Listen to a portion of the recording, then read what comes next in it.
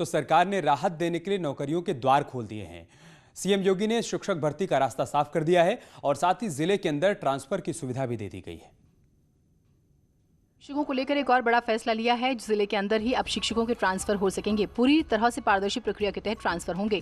करीब 45,000 शिक्षकों को इसका फायदा मिलेगा। महिला शिक्षक, दिव्यांग और गंभीर बीमारों को वरीयता मिलेगी। रोजगार को लेकर सीएम योगी एक्शन में है। 31,661 शिक्षकों को सीएम योगी नियुक्ति पत्र देंगे। जिले में अभ्यर्थियों को बुलाकर ज्वाइनिंग लेटर दिए जाएंगे। अब तक सरकार 54,706 शिक्षकों की भर्ती कर चुकी है।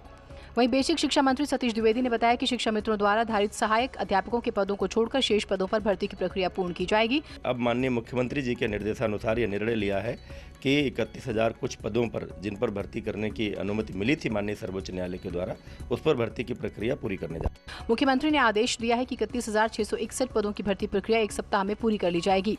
प्रदेश की योगी सरकार नौकरी देने में भी सबसे आगे है। 3 साल में पिछली सरकारों से 3 लाख से ज्यादा सरकारी भर्तियां हुई है। पिछले 15 साल की तुलना में योगी सरकार ने सबसे ज्यादा भर्ती की है। पिछले 6 महीने में योगी सरकार ने 1.25 करोड़ लोगों को रोजगार दिया है। 50 लाख से ज्यादा कामगारों को रोजगार दिया है। बैठक करेंगे। बैठक शाम 6 बजे होगी, जिसमें मुख्यमंत्री योगी आदित्यनाथ विकास कार्यों और कानून व्यवस्था की समीक्षा करेंगे। साथ ही महामारी के बीच वाराणसी में पर्यटन स्थलों को खोलने के साथ ही जरूरी दिशा निर्देश भी दे सकते हैं। वाराणसी मंडल के सभी सांसद और विधायक वीडियो कॉन्फ्रेंसिंग के जरिए इस बैठक में जुड़ने वाले हैं और साथ ही डीएम और एसएसपी के अलावा तमाम प्रशासनिक और पुलिस अधिकारी भी इस बैठक का हिस्सा होंगे। तो एक के बाद एक अलग अलग जिलों की समीक्षा बैठक कर रहे हैं सीएम योगी। आज इसी कड़ी में वाराणसी की समीक्षा बैठक की जाएगी।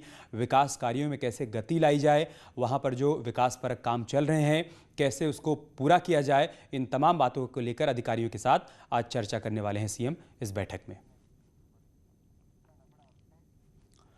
इससे पहले सीएम योगी ने वीडियो कॉन्फ्रेंसिंग के जरिए देर शाम बरेली मंडल की समीक्षा बैठक की। समीक्षा बैठक के बाद सीएम योगी ने कहा कि प्रोजेक्ट पूरा करने के लिए पैसे की कमी नहीं होगी। फटकार लगाते हुए सीएम ने कहा कि लापरवाही की आदत को छोड़ना होगा। कोई भी एप्लीकेशन 3 दिन से ज्यादा लंबित ना हो, एनओसी समय पर जारी की जाए। तो सीएम सख्त हैं। अधिकारियों को सीधे तौर पर उन्होंने निर्देशित किया है कि किसी भी काम में लापरवाही अब बर्दाश्त नहीं की जाएगी।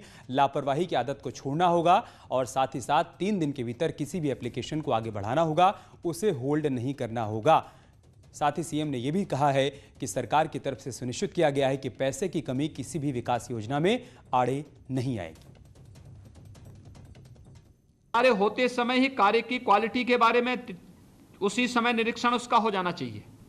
जब कार्य कंप्लीट हो जाए उसके बाद फिर प्रश्न नहीं उठने चाहिए। उसी समय गलत कर रहा है कार्रवाई करिए। किसी प्रकार के भ्रष्टाचार को, किसी प्रकार के आर्थिक दुराचार को कहीं भी कोई प्रश्रय नहीं दे रहा है। इसलिए अगर गलत कार्य होता है तो डिस्ट्रिक्ट एडमिनिस्ट्रेशन की और कार्यदायी संस्था की जवाबदेही बनती है कि हम उसको पूरी गुणवत्ता के साथ उस कार्य को संपन्न करवाएं और इन चीजों को हम देखें। शासन स्तर पर हो या जनपद स्तर पर एनओसी जो जारी होना है समय पे जारी हो जाए, अनावश्यक लंबित न रहे। शासन स्तर पर हमने इसके बारे में पहले कह रखा है कि कोई भी पत्रावली किसी भी टेबल में 3 दिन से अधिक न लंबित रहे। और एक बड़ी खबर कानपुर से है। बिकरू कांड की जांच पूरी हो गई है। 8 पुलिसकर्मियों की हत्या मामले में अपडेट सामने आया है। बिकरू कांड की जांच पूरी हो गई है। चार्जशीट तैयार हो गई है। 42 लोगों को इसमें आरोपी बनाया गया है। कानूनी राय के बाद कोर्ट में इस चार्जशीट को दाखिल किया जाएगा। इस वक्त की सबसे बड़ी खबर हम आपको कानपुर से बता रहे हैं। बिकरू कांड की जांच पूरी हो गई है, चार्जशीट तैयार हो गई है। कानपुर से संवाददाता श्याम हमारे साथ जुड़ चुके हैं। श्याम, क्या जानकारी है चार्जशीट को लेकर? देखिए, आपको बता दें, जिस तरीके से नृशंस हत्याकांड हुआ था, विकास दुबे और उसके साथियों ने पुलिसकर्मियों पर हत्या कर दिया था। उत्तर प्रदेश में इससे पहले पुलिस के ऊपर इस तरीके का हमला कभी नहीं हुआ जिसमें 8 पुलिसकर्मियों को इस तरीके से हमला किया गया हो और उनको मौत के घाट उतार दिया गया हो। जिसके बाद पुलिस का एक्शन शुरू हुआ और 6 लोग विकास दुबे समेत पुलिस एनकाउंटर में मारे गए। और इसके बाद पुलिस के पास सबसे बड़ा काम था मामले की विवेचना करना और आरोपियों की गिरफ्तारी करना। मामले में अधिकतर आरोपियों की गिरफ्तारी हो चुकी है। जो नाम सामने आए उनके भी गिरफ्तारी हो चुकी है। इसके बाद पुलिस के सामने सबसे बड़ी चुनौती थी कि इतने बड़े अपराध की विवेचना कैसे की जाए। तो इस मामले में शुरुआती दौर पर जो इंस्पेक्टर लगाए गए उनके काम में शिथिलता मिलने पर उनको हटाया भी गया और कुल मिलाकर के 4 इंस्पेक्टर लगाए गए इस मामले की विवेचना में। इसके अलावा कई तमाम अन्य पुलिसकर्मियों का सहयोग भी लिया गया।